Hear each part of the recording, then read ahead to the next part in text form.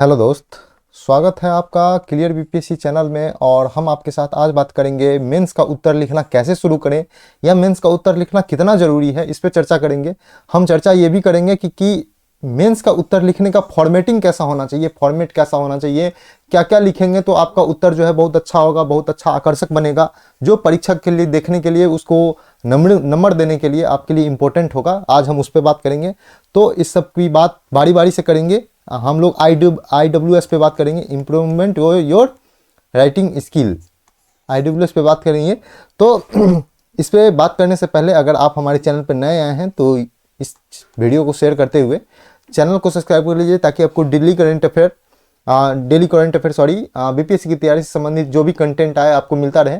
Daily current affair आपको photo के form में, पीडीएफ के फॉर्म में टेलीग्राम पे मिलता है। आप टेलीग्राम ज्वाइन कर सकते हैं, जहाँ पे आपको डेली करंट अफेयर मिलेगा ही, साथ में आपको न्यूज़पेपर हिंदी और इंग्लिश में मिलेगा, जो आपके मुख्य परीक्षा के साथ साथ पीटी के लिए इंपॉर्टेंट है। और फेसबुक इंस्टाग्राम पेज को अप्लाई कर सकते हैं। हम आपको बताते हैं कि आप हमारे करंट अफेयर सीरीज से जुड़ते हैं तो आपका 90 से 95% करंट अफेयर का क्वेश्चन हमारे ही करंट अफेयर सीरीज से आएगा। और इसका हम 2 बार प्रूफ दिखा चुके हैं, एक AA के असिस्टेंट ऑडिट ऑफिसर बीपीएससी के, और दूसरा 67th बीपीएससी के जो हाल ही में एग्जाम हुआ है। इस दोनों में इसका लाइव प्रूफ वाला वीडियो डाला हुआ है। अगर आप हमारे करंट अफेयर सीरीज के पीडीएफ पाना चाहते हैं तो आप हमसे जुड़ सकते हैं 8757463383 नंबर पे। इस पे आप व्हाट्सएप या टेलीग्राम कीजिए, आपको यहाँ पे पीडीएफ प्राप्त होगा। तो चलते हैं डायरेक्ट उत्तर लेखन के फॉर्मेटिंग पे। तो देखते हैं, आज हम कुछ भी लिख के नहीं लाए हैं, सभी आज हम आपको सामने में करके देंगे। तो चलते हैं फॉर्मेटिंग पे। सबसे पहले है कि उत्तर लेखन कला। तो उत्तर लेखन कितना जरूरी है, तो सबसे पहले हम बात करेंगे इसमें क्यों उत्तर लेखन क्यों। तो क्यों में यही है कि आप जब मेंस लिखते हैं, आप जो पीटी देते हैं, आप जब मेंस देते हैं, तो पीटी एक छंटनी प्रक्रिया है जो भीड़ को छांट करके अलग कर देती है। और सिंसियर स्टूडेंट को जो मेंस के लिए क्वालिफाई करता है, वो सिंसियर होता है, वो प्रॉपर तैयार किया रहता है, तो उसको मेंस के लिए बुलाया जाता है। तो सबसे पहला उत्तर लेखन कला इसलिए आना चाहिए क्योंकि आपके जो मेंस में जो भी आंसर लिखेंगे ना, उसी के आधार पर आपका स्कोरिंग आप सेलेक्ट होंगे, आप उसी के आधार पर सेलेक्ट होंगे। इसलिए हमको उत्तर लेखन कला जानना चाहिए, क्योंकि हम इसमें जितना ज़्यादा स्कोर करेंगे उतना ज़्यादा हमारे लिए बीपीएससी को क्रैक करना इंपॉर्टेंट सहूलियत होगी। दूसरा है कि उत्तर लिखना, मतलब अब उत्तर लिखना तो समझ गए, लेकिन मेंस का उत्तर लिखना कितना लिखना शुरू करें दिन में, हम बात करेंगे कितना उत्तर लिखने। दूसरा बात है कितना, तो डेली कम से कम 2 से लेकर के 5 उत्तर के बीच में आप लिखिए। कुछ ऐसे स्टूडेंट हैं जो 8-8, 10-10 क्वेश्चन डेली लिखते हैं। आप डेली लिखने की शुरुआत कीजिए, बस क्वेश्चन लिखना शुरुआत कीजिए, कैसे भी हो। जैसे मौर्य कला क्या है, आप लिख दीजिए उत्तर, ठीक है। प्रस्तावना क्या है, इस पे उत्तर लिख दीजिए। आप एनसीईआरटी का 6 से लेकर के 12 तक का बुक उठाइए और उसमें जो भी आंसर दिया हुआ उसी को लिखना शुरू कर दीजिए, हर सब्जेक्ट वाइज। इससे क्या होगा कि आपके उत्तर को समझ को आप खुद से उत्तर लिख करके पढ़ेंगे ना, तो आपको लगेगा कि इसमें कमी क्या है और ज्यादा क्या है। तो आप उसको डिमांड को समझते हुए, अगर आप कल वाला मेरा वीडियो नहीं देखे हैं कि किन 5 तरीकों से परीक्षक जो है आपका उत्तर लेखन कला को चेक करके, आपके आंसर को चेक करके नंबर देता है, आप वो 5 तरीके वाला वीडियो आप मेरा कल या परसों वाला वीडियो जाकर के देखिए। उसमें आपको समझ में आएगा कि कौन सा 5 ऐसा तरीका होना चाहिए जिससे उत्तर अच्छा से लिखा जा सकता है। परीक्षक इसी के अनुसार नंबर देते हैं। तो सबसे पहला है कि आप कितना, तो 2 से 5 उत्तर आप डेली लिखना शुरू कर दीजिए। जैसे भी हो, आप फ्रेशर हो, बिगिनर हो या आपको एक्सपीरियंस हो, किसी भी हालात में आप डेली कम से कम 2 से 5 क्वेश्चन जरूर लिखिए। ये आपको बहुत हेल्प करेगा। आप समझ नहीं सकते हैं ये कितना इंपॉर्टेंट है। पीटी इंपॉर्टेंट नहीं है। पीटी बहुत सारे बच्चे करते क्या है कि कुछ ऐसे बच्चे होते हैं जो मेंस नहीं पढ़ते, लेकिन पीटी मेहनत वगैरह करके कहीं से भी निकाल ले जाते हैं। जिसका मैथ अच्छा है, जिसका साइंस अच्छा है, और जो हिस्ट्री और करंट अफेयर अच्छा से पढ़ लेता है, उसका पीटी हो जाता है। लेकिन मेंस में आकर के वही बच्चा फंस जाता है। तो मेंस बहुत जरूरी है, ठीक है। तीसरा हम लिखते हैं कि कैसे लिखें, कैसे लिखना शुरू करें या कैसे लिखें। तो कैसे आपको पता होना चाहिए कि 3 घंटा मिलता है हमको 8 क्वेश्चन लिखने के लिए। तो 3 घंटा में कहने का मतलब है 180 मिनट की बात करें, 180 मिनट में आपको 8 क्वेश्चन लिखना है। 180 मिनट में आपको 8 क्वेश्चन लिखना है। कहने का मतलब है कि 8 क्वेश्चन में 4000 शब्द लिखना है। 4000 शब्द की बात करें तो प्रत्येक घंटा आपको करीब करीब जो मान के चलते हैं कि जो 1300 से 1400 शब्दों के बीच आपको लिखना है। तो 8 क्वेश्चन में, प्रत्येक क्वेश्चन में आपको 500 शब्द का उत्तर बनाना है। ऐसा आदर्श माना जाता है, आप कम ज्यादा कर सकते हैं, ये 4000 को कम ज्यादा कर सकते हैं। यहाँ पे 4000 को, सॉरी इसको फिर से लिख देते हैं, ये 4000 को आप कम ज्यादा कर सकते हैं, ऐसा माना जाता है। तो लिख के देखें कि आप लिख पा रहे हैं या नहीं। सबसे पहली बात है कि यहाँ जो क्वेश्चन लिखना है आप लिख पा रहे हैं या नहीं, ठीक है।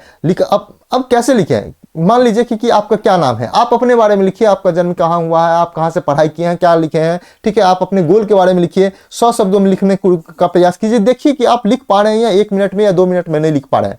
तो ये है कैसे।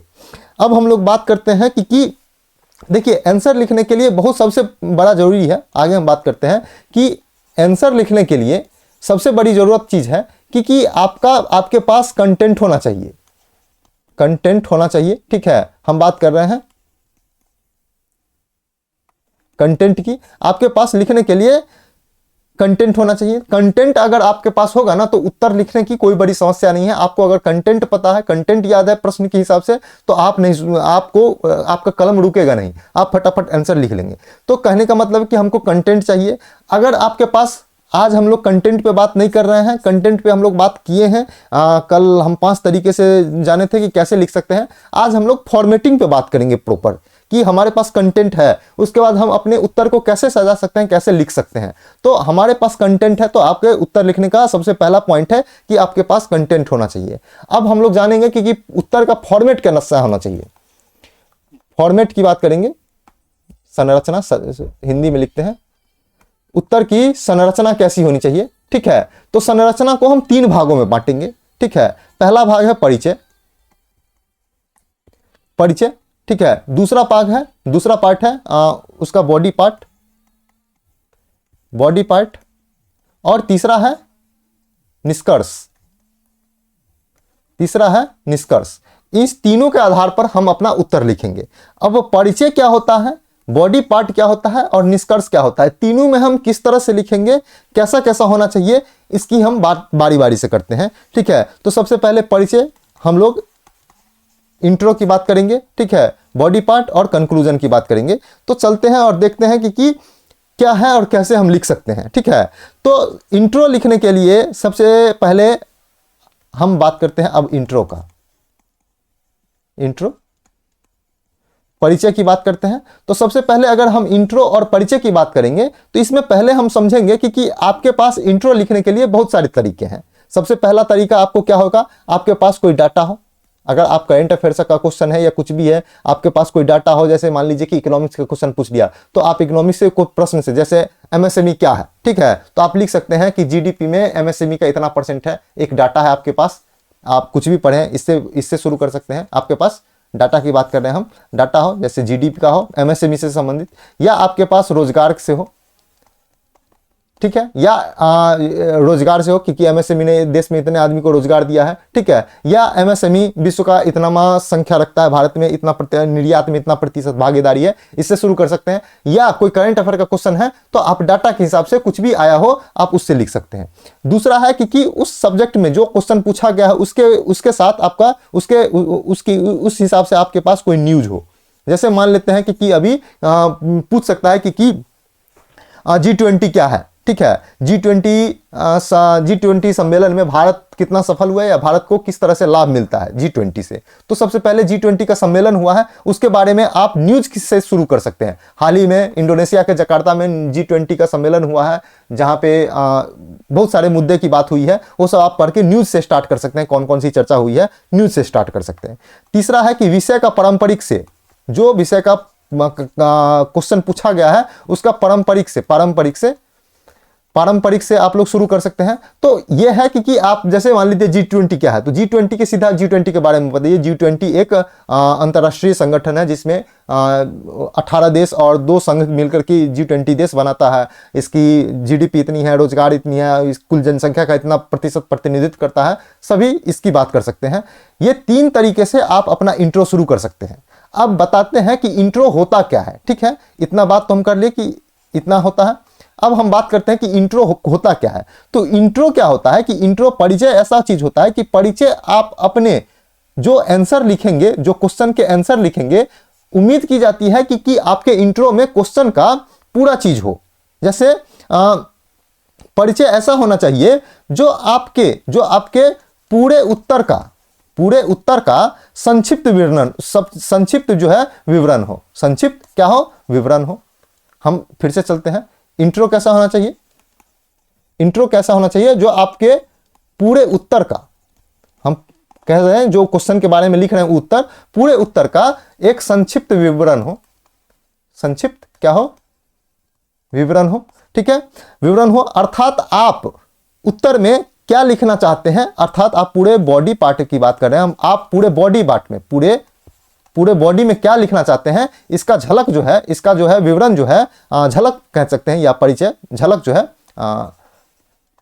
जो है आपके परिचय में होना चाहिए। कहां पे होना चाहिए, परिचय में। यह होता है इंट्रो। तो आप इंट्रो में दिखाइए क्वेश्चन के हिसाब से कि आपके पास उत्तर के पास आप क्या लिखने वाले हैं उत्तर में, उसका संक्षिप्त विवरण हो, और या नहीं तो आप पारंपरिक रूप से लिख सकते हैं, न्यूज से लिख सकते हैं या कुछ से भी लिख सकते हैं। तो परिचय में ऐसा होना चाहिए जो आपके पूरे बॉडी का, पूरे उत्तर का झलक दिखता हो, ठीक है, जो प्रश्न के मांग के अनुसार हो। यह भी है, प्रश्न के मांग के अनुसार। पता चला कि G20 के बारे में पूछ रहा है और आप कहीं और लिख गए कि ठीक है कि जो है G20 जो है बिम्स्टेक का विकल्प बन सकता है, ऐसा नहीं करना है, G20 के ही बारे में लिखना है, G20 के बारे में लिखना है। तो सबसे पहला बात है इंट्रो। अब हम लोग समझते हैं कि बॉडी पार्ट में क्या लिखे।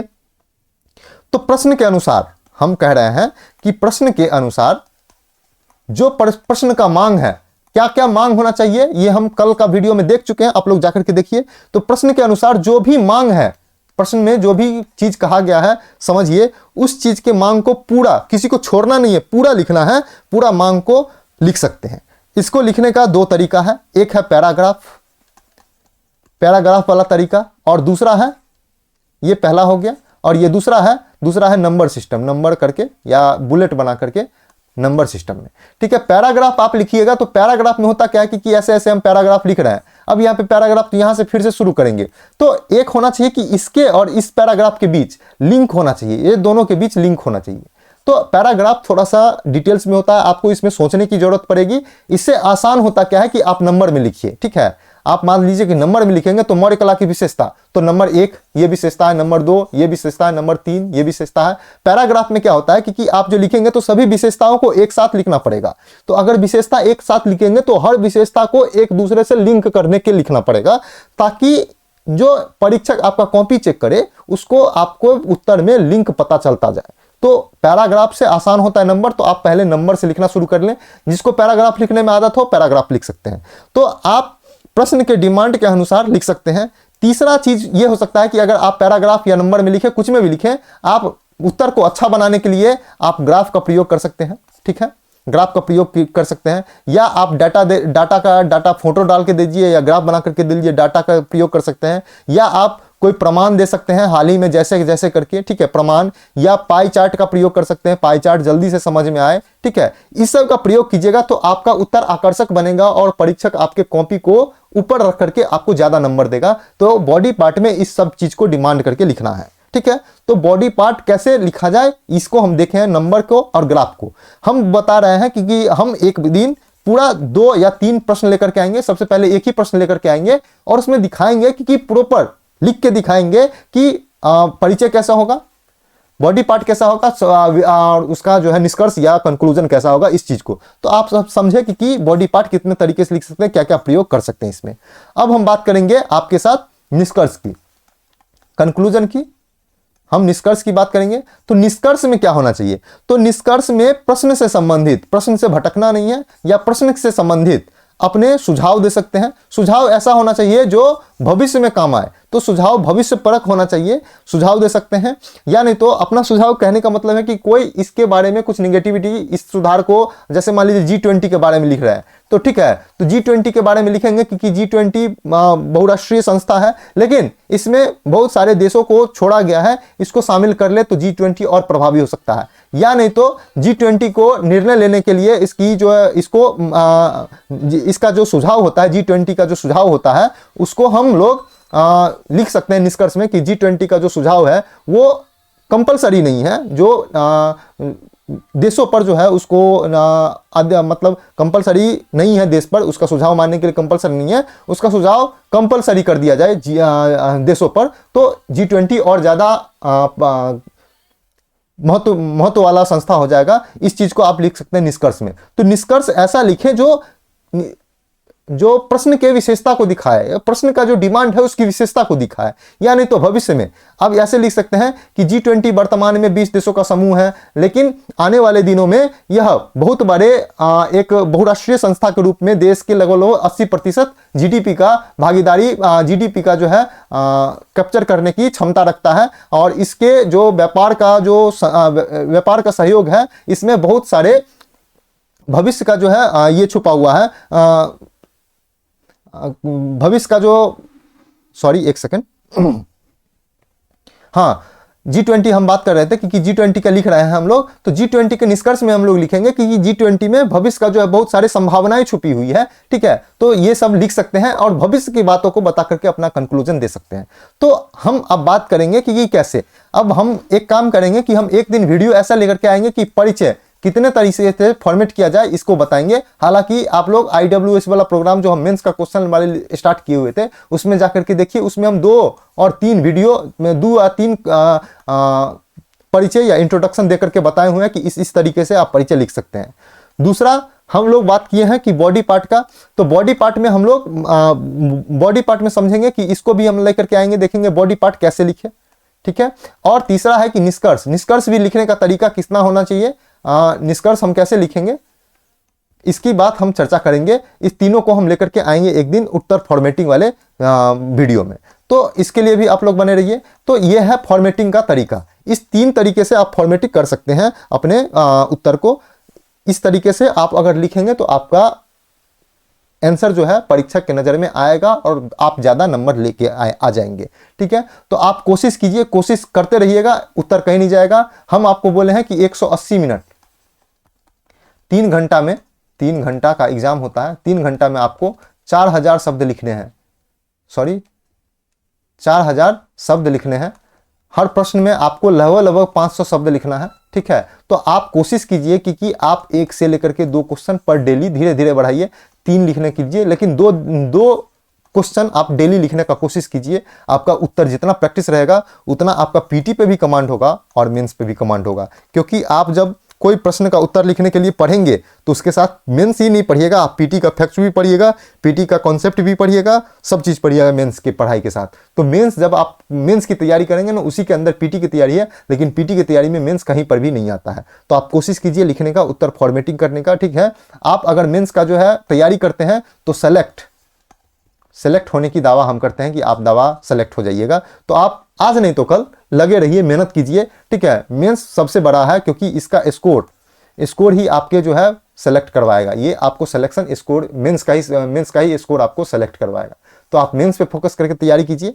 कल हम लोग लेकर आएंगे एक बहुत सारा जो एक संशय बना हुआ है कि कैसे जो हम प्रश्न को समझेंगे। तो कभी कभी प्रश्न में रहता है विवरण कीजिए, कभी रहता है कि चर्चा कीजिए, कभी रहता है टिप्पणी कीजिए, ठीक है। कभी रहता है आलोचनात्मक या परीक्षण कीजिए, सीधा परीक्षण कीजिए, ठीक है। कभी आलोचनात्मक परीक्षण कीजिए या कभी रहता है समालोचनात्मक परीक्षण कीजिए या अपना राय दीजिए। ये सभी चीज क्या होता है, इसके बीच में अंतर क्या हो ताकि आपको उत्तर अच्छा से लिख पाए। विवरण में किस तरह का उत्तर करेंगे, चर्चा में किस तरह का उत्तर लिखेंगे, टिप्पणी में किस तरह का उत्तर लिखेंगे, अपना राय में किस तरह का राय लिखेंगे, परीक्षण में किस तरह का लिखेंगे, आलोचनात्मक परीक्षण कैसे लिखेंगे, समालोचनात्मक परीक्षण कैसे लिखेंगे, उत्तर क्वेश्चन सेम रहेगा, सिर्फ यही पीछे का चीज बदल जाएगा। तो उत्तर का फॉर्मेटिंग कैसे चेंज होगा इस पे हम वीडियो लेकर के आएंगे। तो आप लोग बने रहिए, देखते रहिए क्लियर बीपीएससी। आज के लिए इतना ही था। आप लोग नए आए तो वीडियो को शेयर करते हुए चैनल को सब्सक्राइब कर लीजिए। आप हमारे करंट अफेयर से जुड़ना चाहते हैं, तो आप हम करंट अफेयर का PDF पाना चाहते हैं तो व्हाट्सएप या टेलीग्राम पे आप संपर्क कर सकते हैं इस नंबर पे 8757463383। इस नंबर पे आप व्हाट्सएप या टेलीग्राम पे मैसेज कीजिए, आपको पर्सनली करंट अफेयर का PDF भेजा जाएगा। और टेलीग्राम चैनल को ज्वाइन कीजिए ताकि आपको डेली करंट अफेयर के साथ साथ न्यूज़पेपर और हिंदी और इंग्लिश में मिलता है। फेसबुक इंस्टाग्राम पेज को लाइक और फॉलो कर सकते हैं। देखते रहिए, पढ़ते रहिए, रिवीजन करते रहिए, क्वेश्चन जरूर लिखिए। आज के इतना ही। Thank you so much.